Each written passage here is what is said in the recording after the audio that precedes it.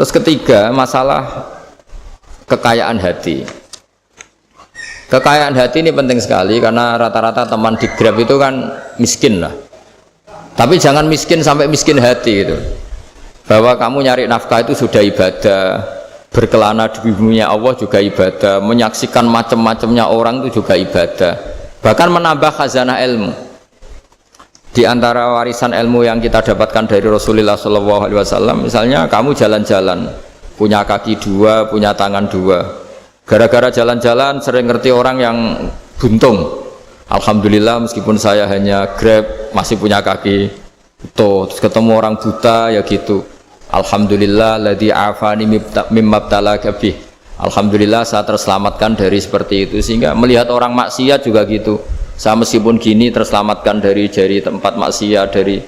Sehingga hidup itu tidak nelongso gitu. Ada nilai lebih yang kita punyai. Jadi di antara kebaikan Islam adalah orang disuruh ingat sisi nikmat. Nah, kalau nikmat itu sudah ada semua, kata Imam Ghazali, nikmat hidup. Kata Imam Ghazali, jika nggak ada kenikmatan yang Anda punyai, kamu datang ke kuburan. Disuruh datang ke kuburan.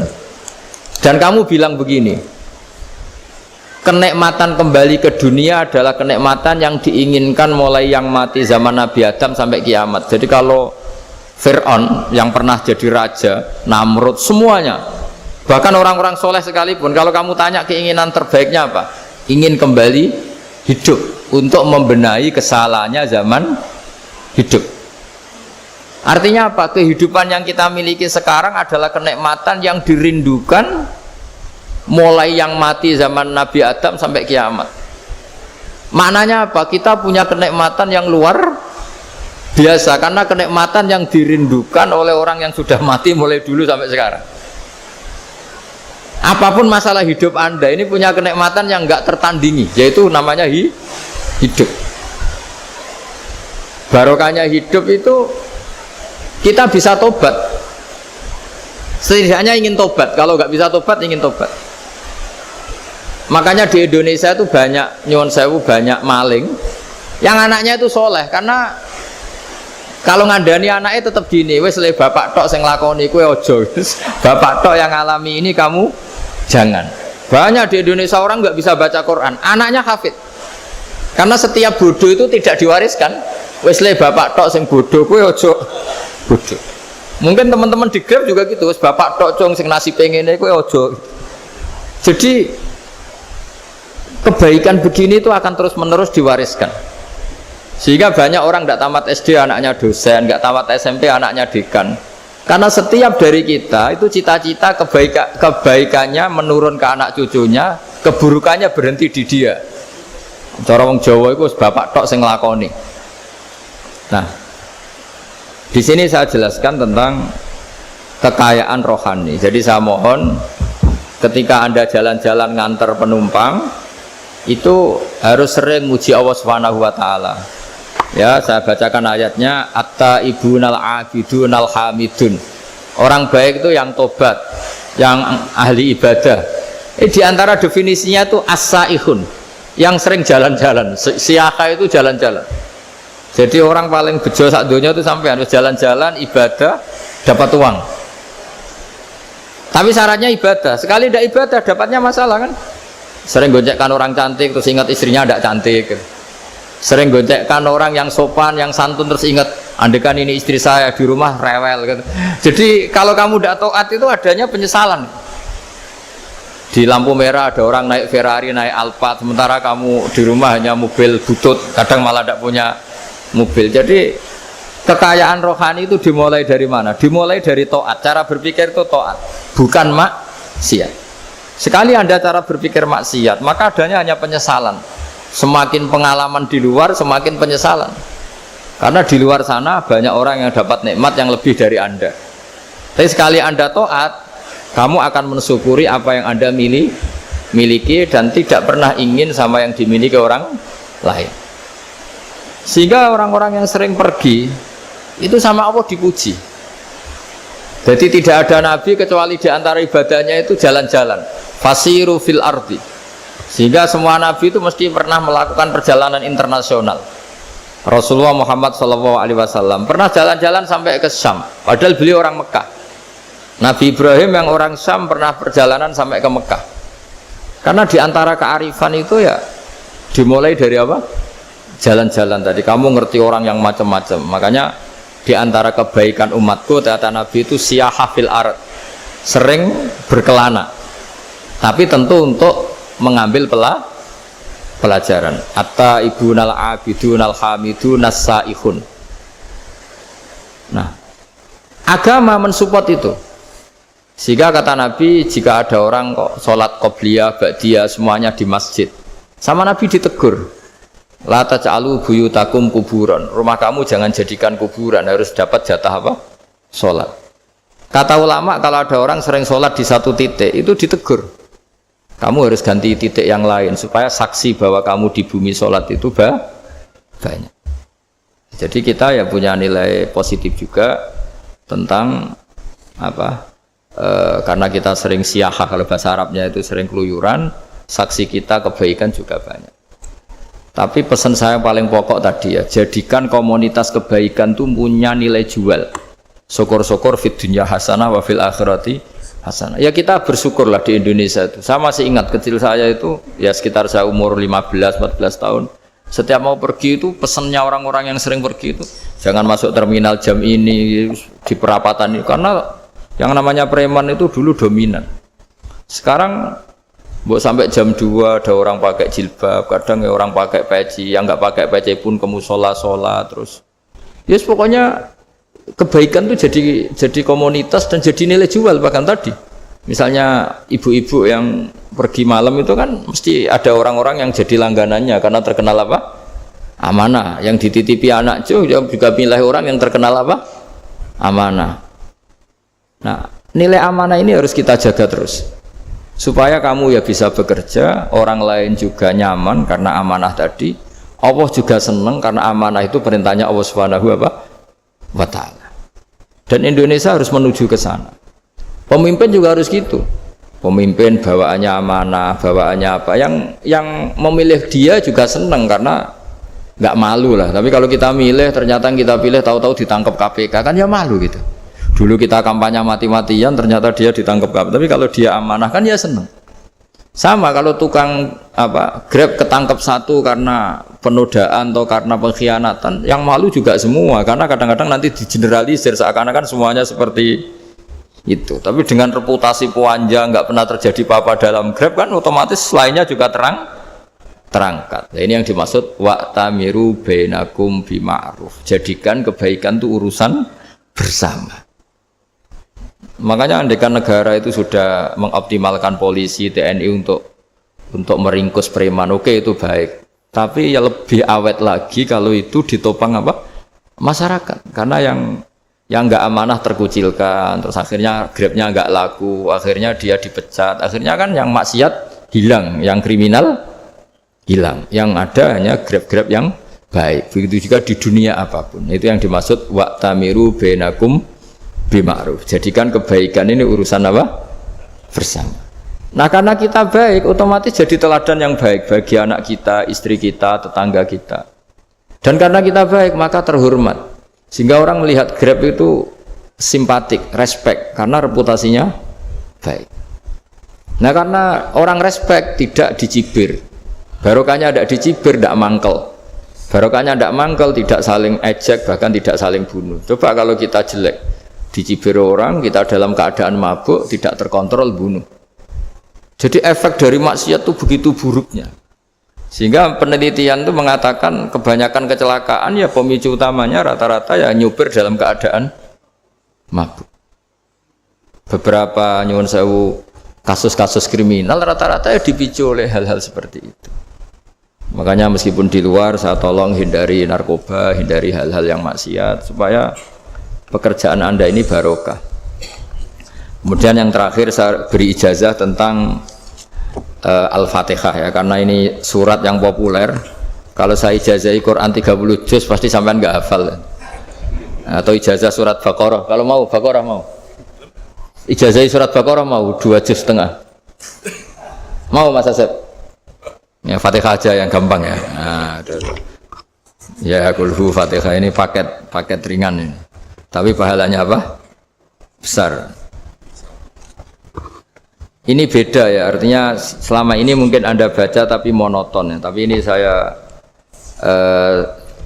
bacakan teks aslinya tentang istilahnya itu mazaya itu kelebihannya Fatihah. Saya baca Arabnya dulu, nanti ini terakhir ya, ijazah tadi kan saran-saran umum tentang sosial ya, pokoknya jadikan kebaikan itu punya nilai sosial yang baik lah. Jadi nanti orang yang nggak amanah nggak laku ya, calon bupati, gubernur, presiden yang nggak amanah juga nggak laku. Begitu juga kiai yang tidak amanah juga nggak laku, suami yang nggak amanah juga nggak laku, istri yang nggak amanah juga. Sehingga kebaikan ini jadi nilai sosial yang dalam tanda kutip sudah keniscayaan ya. Yang diinginkan Allah itu seperti itu, bukan kebaikan yang dipaksakan karena kekuatan negara. Maksudnya kalau bisa kebaikan itu tidak usah dipaksakan. Memang sudah satu kebutuhan. Tak cerita-cerita di negara maju itu, bahkan apapun jatuh itu nggak ada yang ngambil apa itu. Makanya gambarannya Mekah Medina kan gitu kan, barang jatuh nggak ada yang berani apa ngambil itu, saking sudah jadi sistem. Sehingga banyak negara di Eropa itu yang sampai nggak punya tentara, nggak punya polisi karena kebaikan sudah. Nah kita kan masih capek, polisinya aja capek, apalagi masyarakatnya, karena ya kebaikan itu belum jadi nilai bersama. Nah, kita selain ditopang negara, ada polisi, ada tentara, itu kita usahakan kebaikan itu jadi nilai bersama. Tadi wa'tamiru bainakum bima'ruf. Dan kita punya reputasi yang bagus dalam bab ini. Saya masih ingat kecil saya itu yang jilbaban hanya keluarga kiai. Sekarang rata-rata masyarakat itu jilbaban. Dulu yang sekolah SMP, SMA itu jilbaban kadang dulu malah dilarang ya, harus sama seperti itu seragamnya. Sekarang sudah boleh dan nyaman. Lama-lama yang dapat simpatik ya yang pakai pakaian model tertutup seperti itu. Lama-lama gampangane cara wong golek mantu ya golek yang seperti itu daripada yang blodor. Lama-lama jadi nilai bersama. Ya ingin saya seperti itulah. Di terminal juga sama. Orang mau makan cari warung yang kelihatan ada ayat kursinya, pakai jilbab, atau paling tidak dia nggak mungkin lah nyuguhkan yang tiren atau yang haram. Akan ada garansi sosial, ada apa? Ada garansi apa? Sosial dengan penampilan yang soleh itu kan, masa iya nyuguhkan oplosan babi gitu misalnya itu. Jadi nilai sosial itu harus benar-benar jadi nilai yang, sehingga negara biar nggak capek-capek itu. Polisi juga gak capek kan, karena tugasnya corong Jawa mau ngawat-ngawati tok, tapi sudah tidak perlu tegang karena kebaikan sudah jadi nilai bersama. Ya, ingat-ingat ya ayatnya tadi, wa'tamiru bainakum bima'ruf. Jadi kebaikan itu harus jadi nilai bersama. Iktimar itu menjadi urusan bersama. Makanya kalau kita rapat besar disebut apa? Muktamar. Muktamar itu urusan bersama. Ya tadi, imamnya sholat juga menopang Gojek karena nggak lama-lama nopang Grab, nopang Kernet, nopang penjaga Indomaret, penjaga bensin, pom bensin. Lah dia hanya punya waktu 5 menit terus imamnya baca Baqarah kan.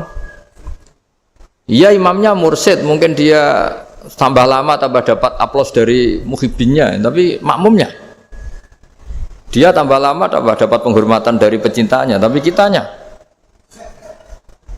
wah khusyuk wali kan, dia dapat status naik lah, kita yang sudah tidak ikut jadi wali diganggu apa pekerjaannya. Kalau ada imam seperti itu sampai mufarokoh saja, niat ya Allah sampai sini saja saya makmum orang itu, silakan orang itu punya urusan sendiri dengan jenengan ya sudah, atau salib saja apa. Nah, itu boleh kalau dalam fikih namanya apa? Mufarokoh. Mufarokoh itu niat, tapi kamu jangan langsung selonong mufarokoh, niat dulu pamit sama Allah bahwa sekarang mau mufarokoh. Tapi ya jadi sholat yang aneh kan, imamnya masih rukuk, kamu terus sujud, terus apa-apa selesai ya. Mungkin dalam pandangan itu orang lain ini maksudnya makmum gimana ini kok begini. Tapi sudahlah Allah Maha tahu. Insya Allah dimaklumi. Ya saya baca tentang Fatihah ya, karena sampean pasti sering baca Fatihah.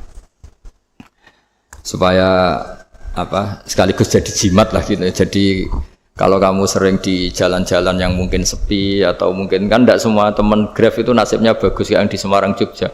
Mungkin yang di Kalimantan di Papua kan ada yang 10 kilo gak ketemu rumah, ya kan? Ya, lihat di TV-TV itu kan kasihan kan. Sudah 10 kilo gak ketemu rumah, penumpangnya kuwekar preman tuh kan. Ini makan orang enggak kan gitu. Kan ujiannya dua. Kalau penumpangnya cantik itu ya kecoba syahwat, kalau preman takut. Jadi orang itu selalu ujian itu. Sing sedengan itu kan jarang orang itu. Jadi kalau penumpangnya perempuan cantik ujiannya itu syahwat, kalau preman ujiannya ketakutan. Kalau orang yang lemah bawa uang ujiannya kamu ingin garong. Jadi hidup itu memang semuanya ujian. Liyabluwakum ayyukum ahsanu amala. Makanya saya sering ditanya oleh teman-teman, Gus, nah ujiannya kenal wong wedok elek piye sama? Kenal wong ayu ujiannya syahwat, kenal wong elek ujiannya ngenyek, itu sama-sama dosa. Syahwat ya dosa, ngenyek juga dosa. Wah elek keriting untune metu ya dosa ngomong gitu. Kadang-kadang orang berpikir enak kancanan wong elek gak dosa. Kata siapa kancanan wong elek itu ya dosa karena bawaannya ngenyek. Ngenyek itu menyepelekan itu. Makanya saya itu ya nggak mau berteman sampean. Nanti kan bawaannya ngenyek atau seneng ya tidak tahu. Ya sudah ada takdir saja kalau ketemu ya tak ulang ngaji gitu. Tapi ini ngaji terakhir, setelah ini ngaji biasa aja, tidak usah resmi gini. Ngaji kok resmi aneh. Pokoknya nanti suatu saat kalau pandemi sudah berlalu saya akan ngaji Rebone. Ini ngaji. Ini ngaji yang kurang bagus karena ngatur kiai kurang berkah ini. Nanti tapi ya lumayan lah masih mau ngaji. Ngaji kok tanggal ini jam ini. Sekarang suatu saat kamu tak panggil, Mas Wahyu datang ke sini jam ini, tidak mesti bisa. Mungkin pas ada acara apa, maaf ke sini pas ngecek, pas apa. Gitu. Jadi ya sudah tapi tak maafkan, enggak apa-apa. Takdir, ya. Tak bacakan supaya sampean tahu keramatnya Bismillah. Nah sebelum saya bacakan Bismillah Fatihah, tak beritahu tentang ilmu tafsirnya, karena ini penting sekali. Fatihah itu dawuhnya Allah, tentu itu dawuhnya Allah. Saya ulang lagi, itu kalam Allah. Tapi yang sudah diberikan kesampaian ke kita semua, sehingga seakan-akan itu menjadi dawuhnya kita ke Allah. Jangan salah loh ya, Fatihah itu dawuh Allah, tapi sudah diberikan ke kita, sehingga posisi kita itu yang punya itu. Nah kenapa ini perlu dijelaskan? Karena nanti ada kalimat iyyaka na'budu wa iyyaka nasta'in. Kalau itu masih kalam Allah, berarti Allah ngomong ke kamu, ngendikan ke kamu, kepadamu aku menyembah. Masa Allah menyembah kamu? Nah, sehingga ilmu tafsir itu menyelesaikan itu dulu ya. Saya ulang lagi ya, sebelum sampean sering baca Fatihah, aku yakin ya sering baca. Tapi barokahnya tidak paham itu tidak pernah janggal. Enggak paham itu ya penting supaya tidak iskal, tidak janggal. Sebetulnya di kalimat itu ada yang janggal. Kalau Fatihah itu kalimatnya Allah atau kalam Allah, bagaimana dengan kata-kata iyyaka na'budu? Masa Allah ngendikan ke kita, kepadamu kami menyembah? Masa Allah menyembah kita? Maka penyelesaiannya secara ilmu tafsir gimana? Semua ulama mengatakan, bukan satu dua, semuanya mengatakan di Fatihah itu semuanya diberi kawalan kalimat. Saya ulang lagi ya, di Fatihah itu semuanya diberi awalan kalimat qulu, katakan wahai hambaku begini. Ya, katakan wahai hambaku begini. Nah, begini ini pelajaran dari Allah yang sudah diberikan ke kita. Terus kita mengatakan bismillahirrahmanirrahim, alhamdulillahirabbil, termasuk kita mengatakan iyyaka na'budu wa iyyaka nasta'in. Jangan bayangkan Allah ngendikan ke kita. Kalau Allah ngendikan kita berarti gini, hei wahyu ihdinas siratal mustaqim, tunjukkan saya jalan yang benar. Nah nanti kamu terus, ya Allah Anda aja minta tolong saya minta tolong siapa kan, jadi panjang kan. Ya saya ulang lagi ya, jadi itu di ulumul Quran diterangkan gimana sebelum baca Fatihah ya. Fatihah itu kalamullah, ngendikane Allah, tapi yang sudah diajarkan ke kita dan sudah milik kita, sehingga kalimat itu menjadi milik kita. Tapi ya kalamullah, tetap kalamullah, tapi sudah menjadi milik kita. Udah paham ya? Ya pinter nah. Ya, karena kalau tanpa penjelasan seperti ini, Anda akan iskal. Bagaimana Allah, iskal itu janggal, bagaimana Allah mengatakan iya karena butuh. Kan jadi aneh kan? Ya, jadi tak jelaskan secara ilmiah ya. Jadi kata ulama-ulama tafsir, ayat-ayat Quran seperti ini sebetulnya dimulai dari qulu apa? Meskipun enggak dilafatkan. Itu kan sama dengan qul huwallahu ahad Muhammad, katakan kalau Tuhan itu satu. Ya namanya Quran itu kan kalam Allah, membina nabinya, membina umatnya. Makanya dikatakan atau enggak, di sini tersembunyi kata qulu, katakan. Ya. Jadi ya ibarat apa itu? Kamu ngajari anak kamu lah. Le, panggil jenengan bapak kulo. Itu maksudnya anak itu, kalimat itu kalimat kamu, tapi kamu ajarkan ke anak kamu. Terus anak kamu bilang, Pak jenengan bapak kulo. Nah, ketika kamu mengatakan jenengan, bukan kamu mengatakan jenengan anakku, berarti anakmu itu bapakmu, kan lucu kan? Anak kamu ajari jenengan bapak kulo. Kamu, engkau, bapak saya. Terus anak kamu mengulang jenengan atau kamu bapak saya. Berarti itu kalimat yang kamu ajarkan, tapi sekarang sudah milik anak kamu. Kalau itu kalimat kamu kan lucu, masa anak kamu bilang bapak?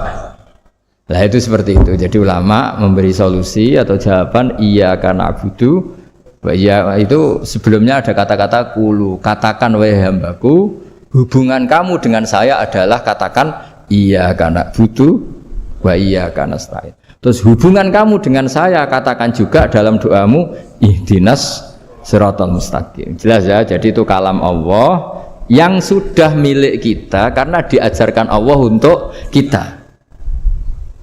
Dong ya? Ya dong, gak jelas ya. Tapi bagus, gak jelas itu bagus. Kalau kamu jelas gak jadi di Grab, jadi gubernur.